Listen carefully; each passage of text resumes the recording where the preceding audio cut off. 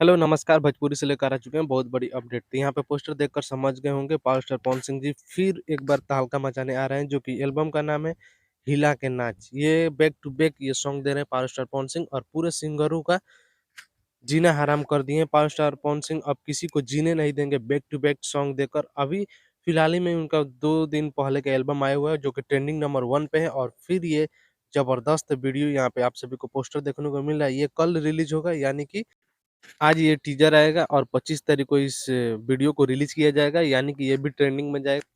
तो पवन सिंह का लगातार बैक टू बैक सॉन्ग आ रहा है। आप भी अगर पवन सिंह का पावर स्टार पवन सिंह का एकदम कट्टर वाला फैन है, तो प्लीज़ चैनल को सब्सक्राइब कीजिए और लाइक, शेयर, कमेंट। और दोस्तों, ये वीडियो को शेयर कीजिए ज़्यादा से ज़्यादा, कि पवन सिंह के पास चला जाए, क्योंकि पवन सिंह से एक मैं अनुरोध करना चाहता हूँ कि ऐसे आप बैक टू बैक सिंगर गाना मत लाइए। ऐसे बैक टू बैक वीडियो, इतना ज़बरदस्त वीडियो मत लाइए, क्योंकि मसूरिया फिर आकर लाइव रोने लगेगा और बोलेगा क्या कि पावर स्टार पवन सिंह पवन भैया फिर डेली बैक टू बैक गाना गा रहे हैं, ये फलान-ठिकान सब कुछ बोलने लगेगा।